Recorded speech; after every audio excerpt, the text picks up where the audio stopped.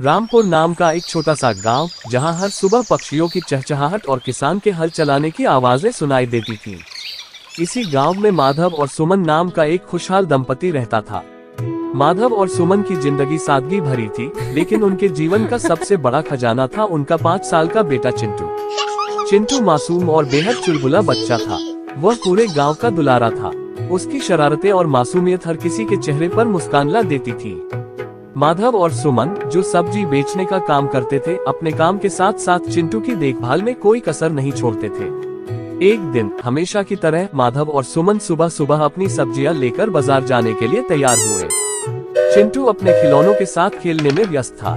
सुमन ने उसे समझाते हुए कहा, बेटा, घर में रहना और दरवाजा बंद रखना। हम जल्दी लौट आएंगे। किसी से बात मत करना और बाहर मत जाना।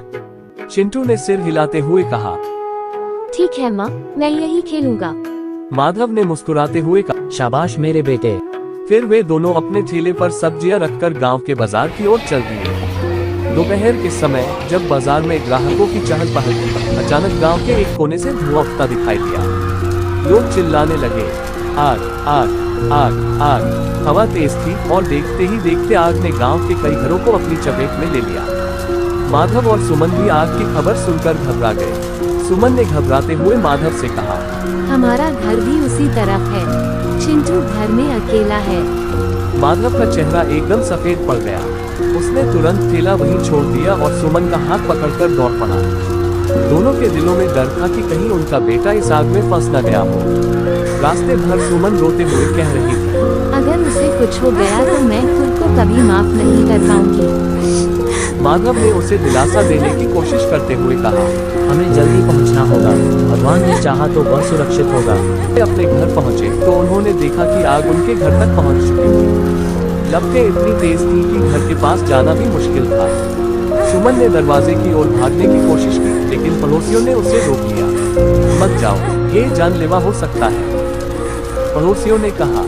माधव और सुमन की आंखों में आंसू थे। उनका मन घबराहट से भर गया। वे बेतहाशा चिंटू का नाम पुकारने लगे, चिंटू बेटा, तुम कहाँ हो? बेटा, तुम कहाँ हो? चारों ओर धुआं और शोर था। माधव और सुमन के दिल में डर था कि कहीं उनका बेटा इस आग में फंस न गया हो। उनकी आंखें हर तरफ उसे ढूंढ रही थी। तभी सुमन की नजर गली में भागते बच्चों के एक समूह पर पड़ी। उसने ध्यान से देखा और अचानक चिल्लाई, माधव, वह देखो, चिंटू। माधव ने भी देखा। उनका प्यारा चिंटू बच्चों के साथ हंसते खेलते गली में दौड़ रहा था। वो खुश लग रहा था, जैसे कुछ हुआ ही न हो। सुमन ने दौड़कर चिंटू को गले से लगा लिया। आंसू उसकी आंखों से रुक ही नहीं रहे थे। माधव भी उनके पास आ गया और चिंटू को अपने सीने से लगा लिया। सुमन ने पूछा, बेटा, तुम यहाँ कैसे आए? चिंटू ने मासूमियत से कहा, माँ, जब आग लगी तो मैं डर गया। मैंने खिड़की से देखा कि सब बच्चे बाहर भाग रहे हैं। मैं भी उनके साथ भाग गया। माधव और सुमन ने उसे फिर से गले लगा लिया।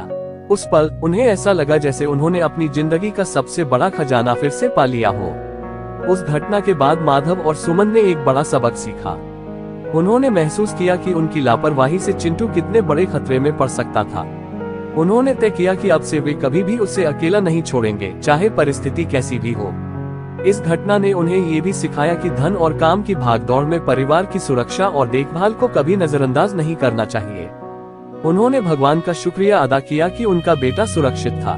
कहानी का संदेश। इस कहानी से हमें ये सीख मिलती है कि जिम्मेदारी का अर्थ केवल काम तक सीमित नहीं है, बल्कि अपनों की सुरक्षा और उनकी भलाई का भी ख्याल रखना है। कभी कभी एक पल की लापरवाही पूरे जीवन के लिए पछतावे का कारण बन सकती है। बच्चों की देखभाल और उनकी सुरक्षा को प्राथमिकता देना हर माता पिता का कर्तव्य है। माधव और सुमन के लिए उस दिन चिंटू की मुस्कान ही उनकी सबसे बड़ी पूंजी थी। उनके लिए ये घटना एक नई शुरुआत और जीवन का सबसे बड़ा सबक बन गई। अगर आपको हमारी ये कहानियाँ अच्छी लगती है तो वीडियो के लिए आपके विचारों और सुझावों को कमेंट सेक्शन के माध्यम से साझा अवश्य करें तथा वीडियो को लाइक और शेयर जरूर करें। इसके साथ ही चैनल को सब्सक्राइब करना और बेल आइकन को प्रेस करना न भूलें, ताकि ऐसी ही और आने वाली वीडियो के बारे में आपको सबसे पहले अपडेट मिलता रहे। धन्यवाद।